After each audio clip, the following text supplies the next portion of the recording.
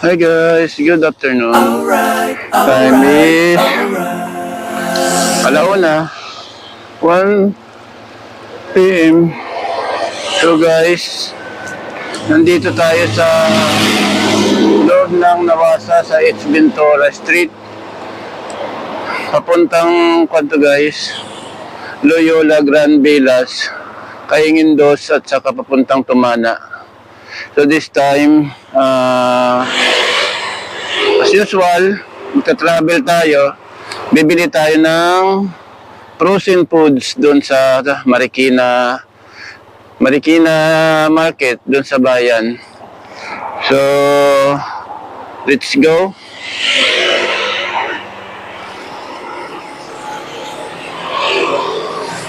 Pasal ko ulit kayo dito sa Tumana hanggang bayan ng Marikina. So, let's go. Nagpahangin ako kanina guys.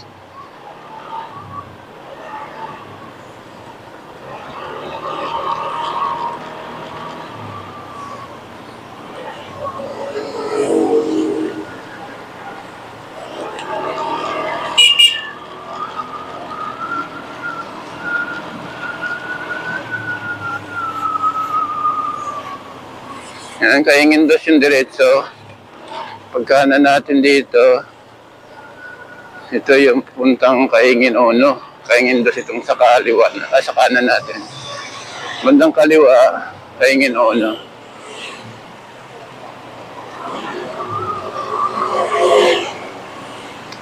So, pasyal ko muna kayo. Ito na yung zigzag road na sinasabi nila.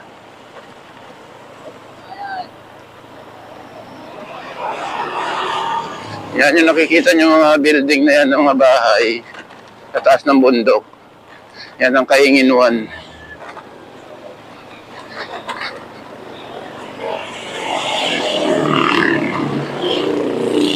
Kaingin 2, itong nasa kaliwa natin, nasa kanan natin. Medyo madulas. Ang dami namang basura. Ang daming buhangin. Ang daming buhangin nga. Saan kaya galing itong baha na to? Aray. So yan guys.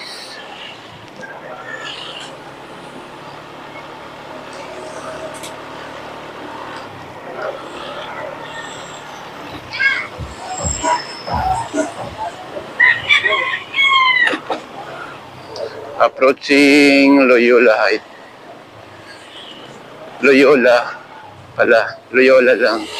Loyola Grand Villas. Tingnan natin yung camera natin kung tama bang tutok. Nakatangay. So yun guys.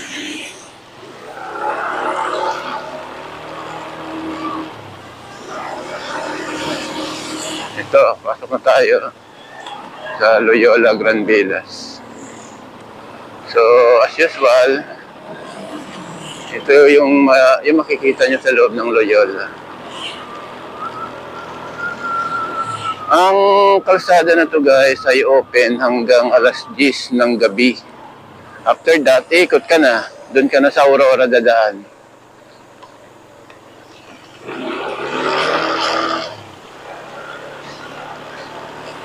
Yan. Kasi private property kasi ito eh. Open lang siya sa araw.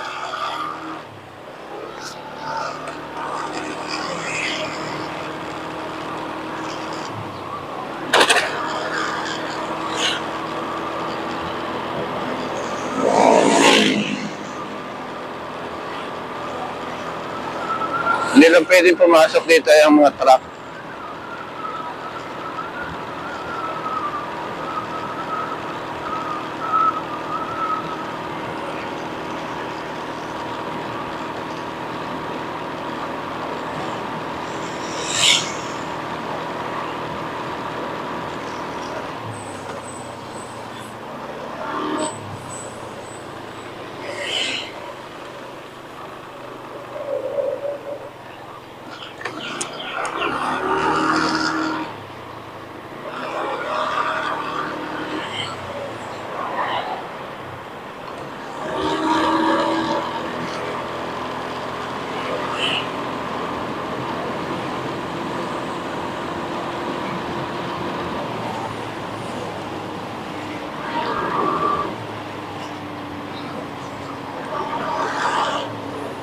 Medyo makulimlim.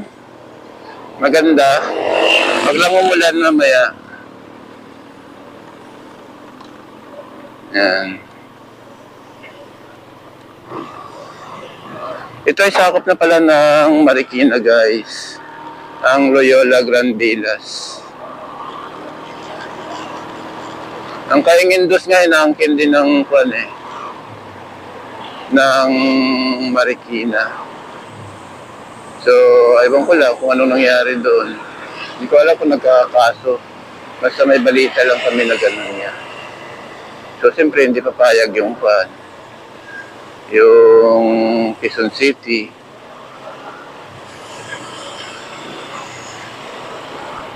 Kailangan ng ebidensya.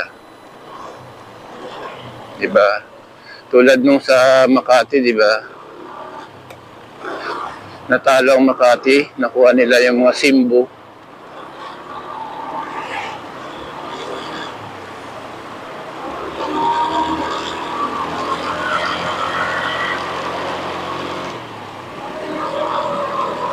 Simbo, Kumembo. Yan, nakuha ng manang na yan ng... At saka yung parating din na jaggingan namin doon na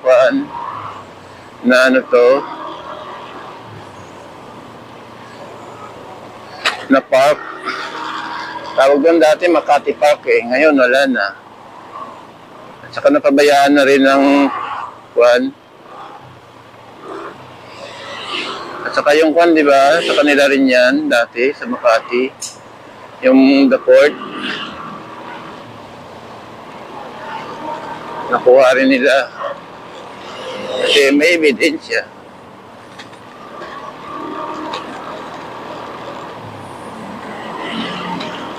So dito na tayo sa Farmers 1.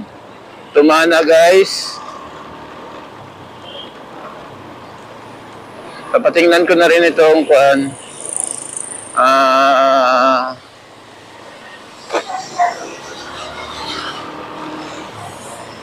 ano to? Yung brake nitong ko.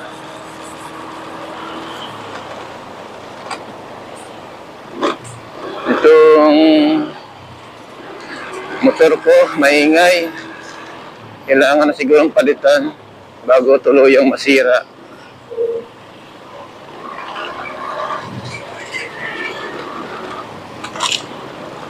So approaching GP Rizal Street.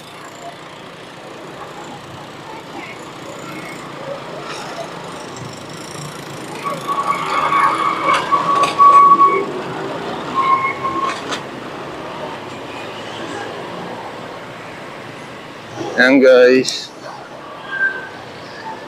Oh.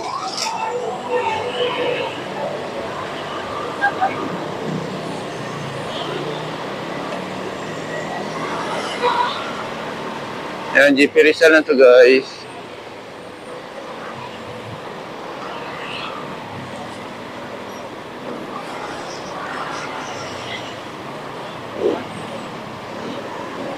Magpapaayos muna tayo ng brake. Kasi pag mga malayuan, delikado Baka mamaya bumigay na yung natin. Mas magastos.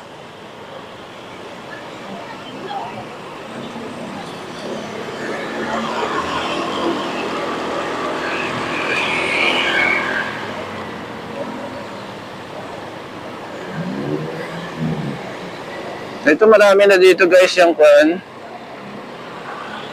pagawaan ng mga motor, repair, dami, wala siyang customer.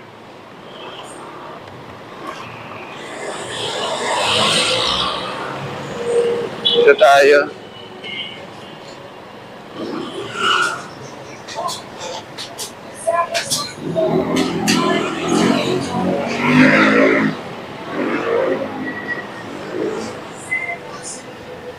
Maingay yung brake Yung brake niya maingay. Yung brake niya maingay. Tingnan mo kung kung papalitan na o hindi. Wala na. Ha? Wala na pa. Bakal na. Oh? Hindi nga. Kailangan palitan na? Magkano? Nawakan mo ba naman eh?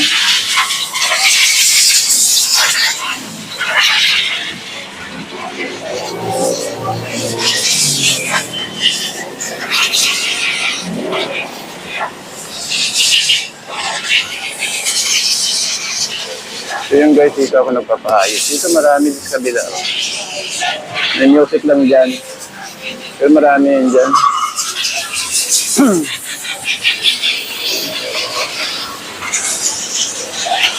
Ano? Diyan ako nagpaayos dati. Nang kuhan. Okay naman siya. Nang ilaw. Ilaw ba yung pinayos ko?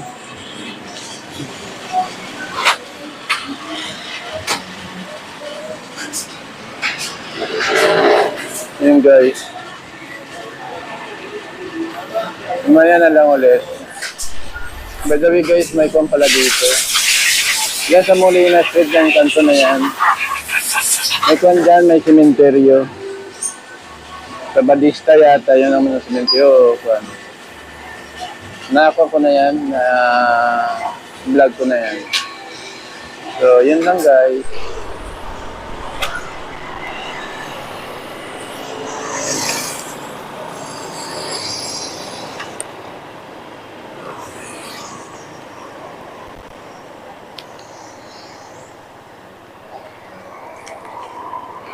So yun guys, nandito pa rin tayo sa GP Rizal. After nating palit ng brake pad yata yun ang pinalit. So dahil nag-aqua na siya, wala na siyang ano to? Ewan ko ano ba yun? Bakit umiingay na siya pag binibrake ko? So ibig sabihin pud-pud na raw. So ngayon,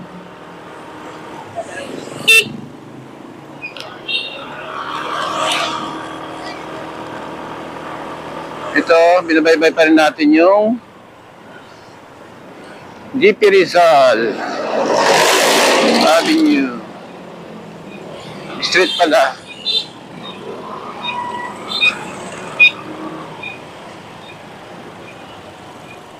Hanggang kwanto guys, hanggang bayan ng GP Rizal. So, ito yung bayan ng Marikina City. Ang siyudad ng Marikina.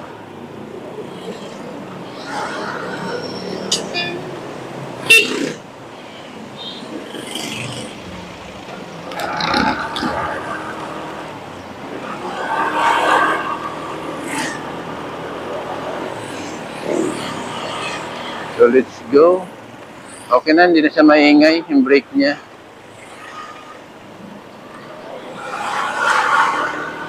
Kasi mura lang naman guys ang pagpapalit. Nasa 300 lang kasama na yung 150 lang naman yung brake. Brake pad yata ang tawag doon. So yun.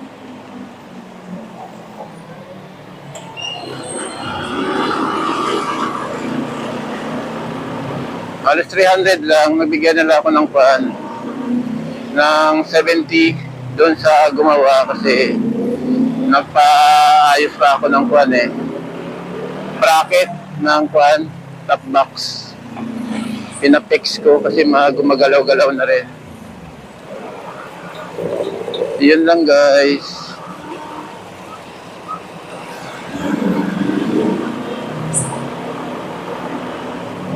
$150 yun. Kaya 300.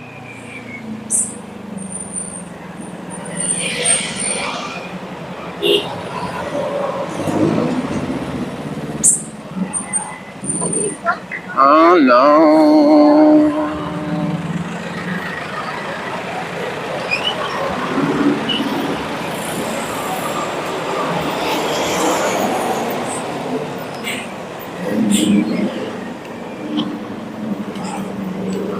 Dadaan muna tayo dito guys sa isang fishing spot dito. Tingnan natin status. Ayan.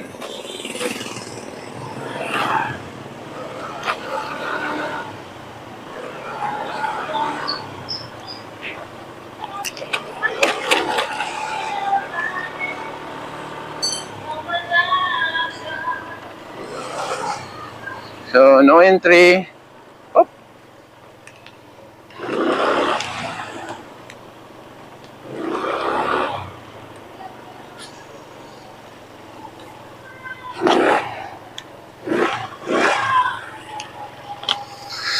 Ayan, medyo lumalim. Medyo lumalim ang tubig, guys. Ayan, ah.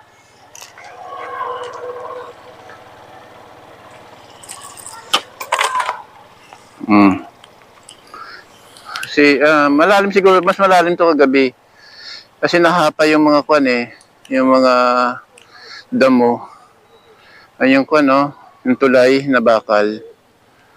Na detachable. So, yan, guys. Pwede kayang mga will dyan. Pero malabo pang tubig, baka wala kang mahuhuli. Yan. Parang bumaha. So, yun lang, guys. Yan. May naman masyal din, oh. Yan. So, yan. Yan. Doon tayo pupunta sa may ko na yun. Sa may tulay na yan. Yan na yung bayan, banda. Bandang kaliwa lang banda ito. Yun nga lang, bawal dito dumaan, guys. Bawal dyan. No entry. Doon na kayo, dumaan, oh. May nakalagay, oh.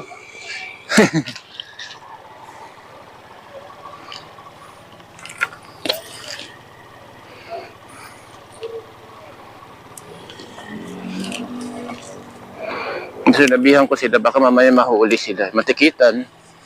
Siyempre, ang magiging kaso nila doon, hindi nila inintindi ang sign. Yan. Ako, umuulan naman, guys.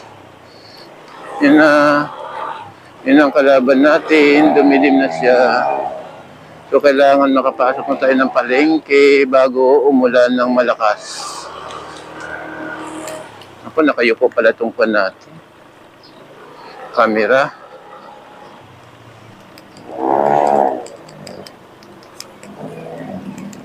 Oh, tatang.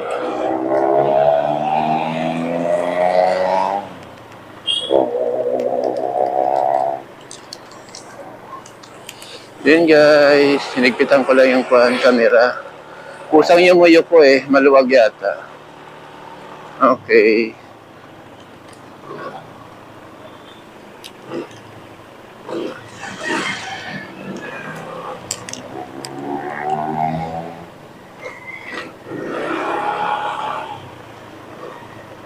Ano to? Production? Ng event? So, huwag na tayo magkuhan-kuhan kasi baka mamaya maabutan na tayo ng ulan. Ayun, no? Pwedeng mamasyal dito. Dito sa kanan ko banda. May parking dito eh. Pwedeng mag-jogging-jogging. Ako na malakas na, guys. Kailangan na talaga nating dumiretso. Alagang Marikina City. Oh my God, lumalakas na. Gusto ko ng mga will eh, oh. May nangangawil. Meron nga, mayroon, guys. Mamaya puntahan natin siya.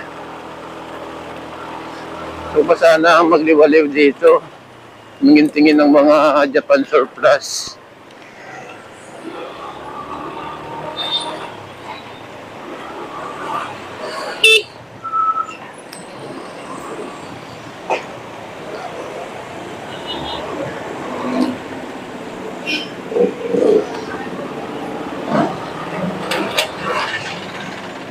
One-way ticket.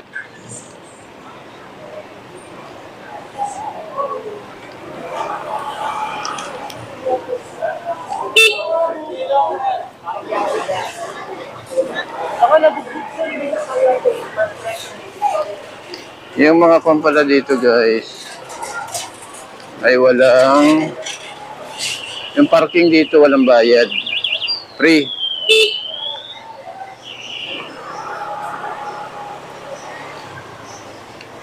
So let's go.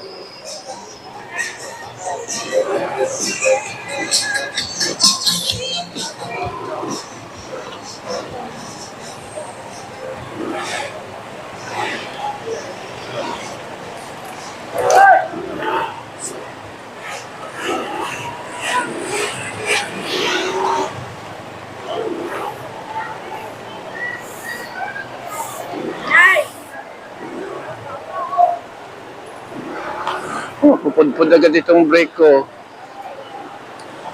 Walang humpay na brake eh.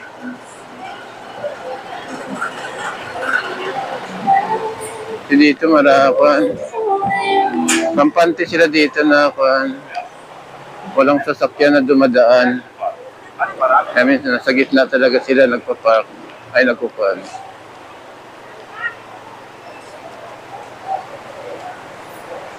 Kaya dito tayo makapag-park. So yata o pwede.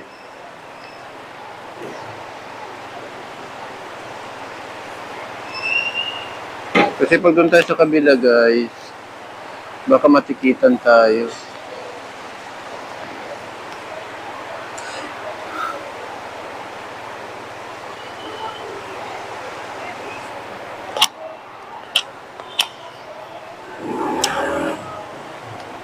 Try tayo.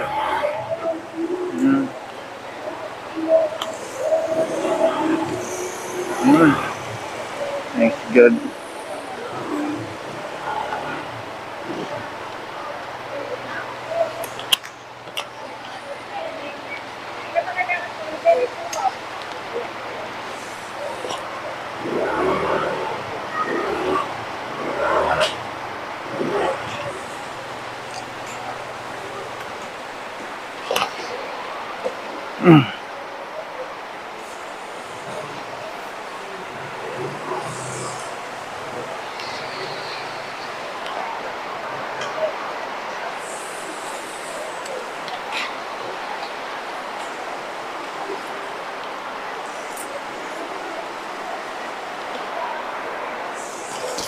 Umulan.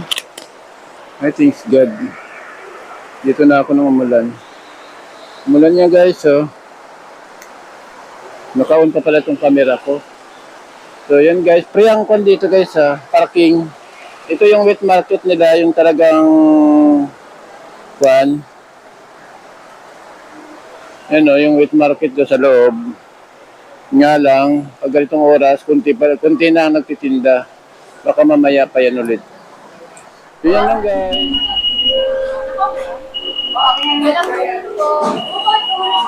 Ayan guys, murder na tayo. May music dito. Tingnan natin kung ano magiging ating reaction ng ating mic kung ma-adapt niya ba yung ingay. So ayan guys. Let's eat. Mawalan ko rin ako po. Magas tayo.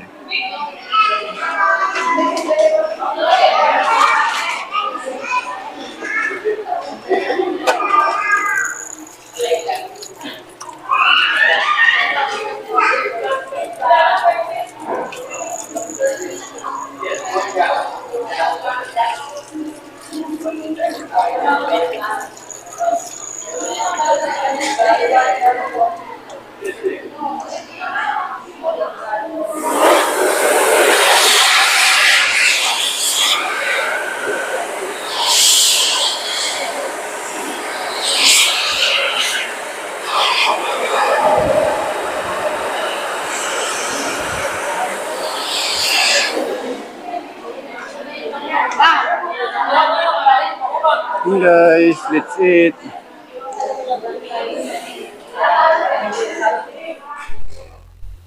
Hey guys, I'm back. So this time guys, nawalan tayo ng audio. So ayan, ginawa na lang natin ang paraan. Paglabas natin ng Jollibee guys ay maambon pa rin. So pumasok tayo dito guys sa Captain Insyong Street and Arcades. So, yun guys ang makikita natin sa area na to.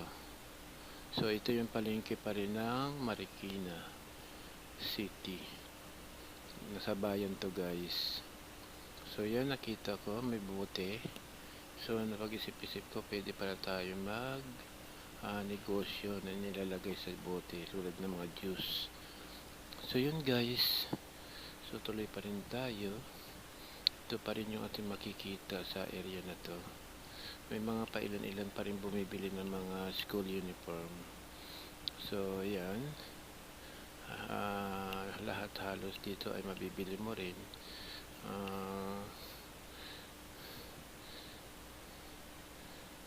So, yun guys. Approaching dito sa ating suki ng saging. Yung matamis na saging nila yan, yung dilaw na yan. Yan ay dati 35 per kilo lang guys. Pero ngayon 50 na yun guys. Pero masarap siya guys. Iko-compare ko siya sa Natundan at saka sa isa pa. Mas masarap yan. Hindi ka magsisisi. Talaga, at saka matagal pa rin ang buhay rin yan eh. Halos 1 week bago yan masisira guys. Favorite ko yan. Minsan binibili ko medyo manibalang pa para mas tumagal pa siya. So talagang dyan sila lang talaga ang nagbebenta ng ganyang klaseng saging. Nag-ikot na ako dyan, wala akong nakitang ganyan saging. Sila lang talaga ang mayroon. So yun guys, kaya pag once na nakapunta ako dyan, hindi pwedeng hindi ako bibili. Kahit na mga 2 piling dyan o 1 piling guys, hindi ko yun palalampasin. By the way, ito yung makikita pa rin sa Kapitan Insyong Street and Arcades. So may bibilhin din tayo dito guys na nadaanan natin na isa rin sa mga ating ititinda. So yun guys, ito binalikan natin. Ito ay ang face mask na kadalasan ay binibili din ng mga estudyante at ng mga nag-opisina at mga lumalakad kung saan-saan. So yan, kasi mabilis din maubos yan sa amin guys. Per piraso ang benta ko niyan. So kaya dinamihan ko na. 6 na piraso ay 50 pesos. Pag doon ka bibili sa amin ay may 15, mayroong 10. So para sigurado dito na lang ako bumili. So yan, 6 na piraso, wala pang 10 yung isang pack. So yun guys, proceed na tayo sa ating pupuntahan doon sa ating parking area. So dahil ilalaga ko doon yung aking nabiling saging at yung face mask. So yan pa rin, palabas na tayo ng arcade ng Kapitan Insyong. Pero Kapitan Insyong pa rin yung kabilang side yan guys. Pero hindi na siya yata arcades. Kuha na siya. Talagang assorted na yan dyan. So dito tayo nakaparking guys. Free parking yan guys ha. Walang may bayad dito. Kahit saan ka magpark. Basta may mga nakapark, pwede ka magpark doon.